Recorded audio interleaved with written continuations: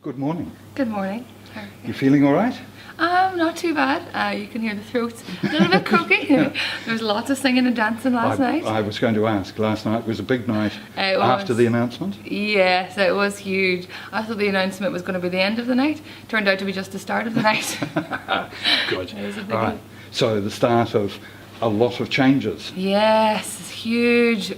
Couple of weeks, months and a year ahead, really. Yeah. Have you had a chance to have any kind of thought about what am I going to do for that? And as soon as I got into bed, I thought, oh God. Exactly. Look, it's been a bit of a whirlwind the last 12 hours or so, I really haven't got an appreciation for what's ahead of me yet. But you know, the first reaction is like, we're going to Tralee. It's going to be a huge, long 10 days or so. Usually it kind of spreads out a bit further as well. So a long 14 days in Tralee. Right. And all the organising to do before then. Oh yeah. There'll be lots of people to call. There'll be emails here and there and messages and all the bits and bobs of planning. Right. Now, somebody told me last night that Mum and Dad were watching. They were. So Mum and Dad, true farmer spirits, they always have to be working, even though it would have been a Saturday morning.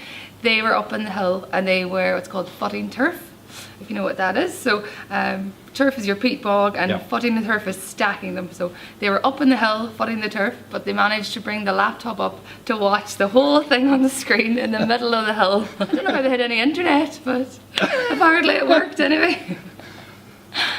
And so you've spoken to Mum and Dad since? Yeah. So finally, after I got around all the room and all the cheers and the screams, I finally got a chance to give them a call. They were still in the hill because you know the work still had to be done. So I had uncles were there, neighbours were there, brother was there, my 1-year-old niece was up there, the dog was there, and they were all watching it. Yeah, it was great. And do I assume that there will be a fair bit of celebrating at home at the moment? There will. I would say there was a few drinks at. I'd say they'll be going right through to Tralee now. Right. Okay. And so you'll be spending a fair bit of time catching up with them when you're back in Ireland? Yeah, definitely. So I haven't really thought about exactly when I'll be going home yet, but I'd really like to get home, you know, a week before the whole thing starts. Just to get home and to see everyone. And oh my God, all the messages, emails, phone calls, the Facebook has been going flat out. I couldn't believe it. Apparently somebody was saying last night that one of the shows that was watched on Facebook, there was 1,500 viewers. I didn't think I knew 1,500 people, but there you go. So that really just gives you an idea of all the people that were here with me in the room, but then there were mostly people from home that were watching. So that's just so humbling and so exciting that I get to go home and wear this for them as well as New Zealand. So you've been here in New Zealand 4 years? Yeah, 3.5 years, yeah. 3.5, and you've been home in that period? So I got the opportunity to go home twice, 2 Christmases. I haven't been home since Christmas 2016. So last year we decided we would stay in New Zealand and we'd really explore the country that we were in. Right. And that way we got the opportunity to travel in Northland and also to travel all around Christchurch and Queenstown, all of that. So so we were looking forward to go home at some stage this year, whether it was later in the summer or whether it was Christmas. But now it's going to be August, apparently. Now it's going to be August. Yeah, grand. And you both go? Oh yeah. The cabin man will have to come with me. He's not going to get left behind. Not at all. He'll have to pull the rest of that money out from under the mattress. Oh, don't you start. Don't you start. Get himself a new suit. Us cabin men stick together. So you just be careful. He's from Cavan, but you're from Donegal. Yeah. So we drove through Donegal in 2016. But remind me what your part of Donegal is like. What does it look like? So I'm right up the very, very northeast of Donegal. So admittedly it is a place that a lot of people wouldn't necessarily get to. So a lot of people that go through Donegal may go through Ballyshannon or may go through Donegal town, which is the south of Donegal. So you need to go another 2.5 hours north to get to where I'm from. It's well, I'm a little bit biased, but it's one of the most beautiful places that I've ever seen in Ireland, and I'd say it could give New Zealand a run for its money in terms of its rural beaches, its beauty. You meander around all these little tracks and roads and hills and valleys, and you come across these real old ancient ruins of houses, and you've got little chapels here and there, got little cafes, you've got your little community bike clubs, you got this and that. So it's great. There's such a strong community spirit up there, and it is partially to do with the fact that we are so far away from everything else. So isolated. We are so close knit up there. And so you're a farm girl? Did you grow up on the farm? Yep, so I grew up beside, so we have a bit of a farm around our own house, and then about 1 kilometre up the road is my granny and granddad's farm. So between here and there, one of my memories from being young is running out and trying to jump on the lambs and the sheep's back and see how far you can get up the field before they kick you off. And our field at home, actually, my granny's and granddad's field was famous for being the best sleighing field when there was snow. So if there was ever a snow day in school, you'd rest assured you go up to our field and the whole town or the whole village will be there. Yeah. Oh, great. Now, one of the questions that we often ask roses is, when you're in Ireland, what will you tell people about New Zealand? New Zealand, yeah. Let's reverse that. You've just talked about Donegal. Mm-hmm. What would you tell New Zealanders about the people of Donegal rather than the landscape? Yeah. I suppose I'd reference that real close-knit community, like the family spirit. I grew up having aunties living around me, and a few of them have since built right around, and everyone looks out for each other. It's almost like going back to the old days where people give each other a hand with something and you get something else back and you barter with this and that, and it's really that real close, and everyone knows each other. And if you go away for the weekend, you'll have the fire will be lit for you whenever you get back. One of the neighbours will be in, or the dog will be fed, you know, that kind of thing. Or you can always run next door and get the milk off someone else. Right. Sometimes next door can be half a mile away because we're in the middle of the country, but you send the wains, you send the young ones to get the milk from the neighbours. The wains, right. Okay. So yeah, that's the Donegal people. We really are a solitude, and we really are that close-knit family, the whole lot of us. And you're a physiotherapist. I am, yep. Not an occupation for a farmer. So why did you choose a path that is so unrelated to the family? Well, in some ways, I mean, being the farmer and being around the people and the environment, it's all about that community spirit and that group environment, but also it's all about helping each other. So actually, in some ways, physiotherapy is about helping each other and being about in that group environment. So I've always been a caring person, and I've always loved making people happy around me and really bringing the best out in other people. So there's that personal side of me, and then I've always been a bit of a sports fanatic and an outdoors person as well. Right. So really find something that I could do, the caring work, but also incorporate my sporting background. And physio was just a natural pathway. Okay, that's fascinating. The other thing that intrigued me, though, was that you and the cabin man came to New Zealand, 4 years ago, I think you said? Yeah. When you were growing up, did you ever see your future as being not in Ireland? Not necessarily in New Zealand, but...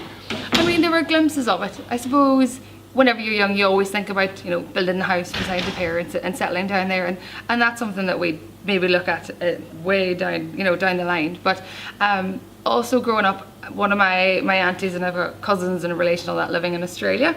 So actually I was very lucky in that we got to travel over and back to Australia every couple of years when I was quite young. So I was kind of exposed to that opportunity of living somewhere else outside of Ireland, and still having that pact with Ireland, and still having that relationship with home and being so close to your family. So yeah, from a very young age, even 15, 20, I think maybe was up to 20 years ago, I went to Australia for the first time as a very young girl. So I suppose that really started it.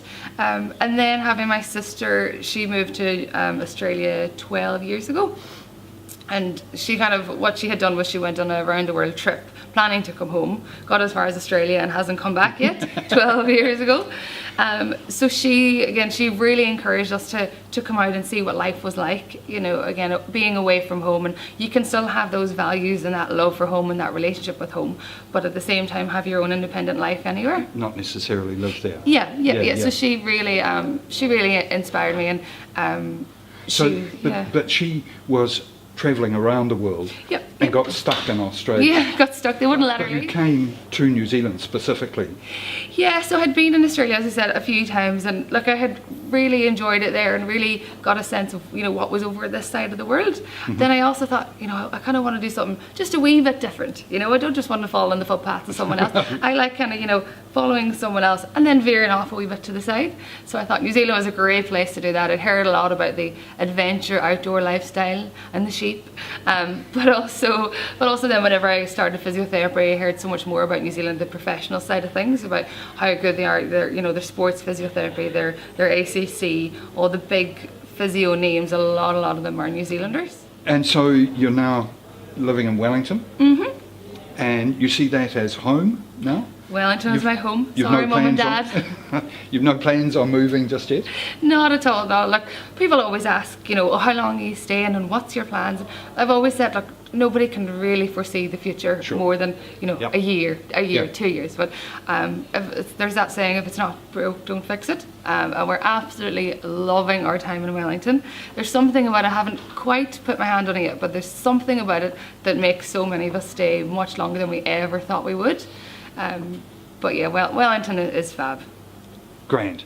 The other question that I have is how you got involved in the New Zealand Rose contest. So you represented which group?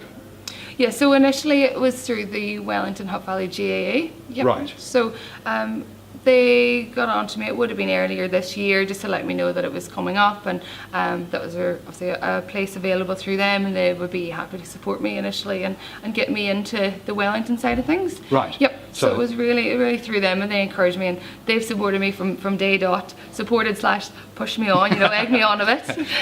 A wee bit of encouragement. Yeah, just a wee bit here and there. Good for you. Yeah.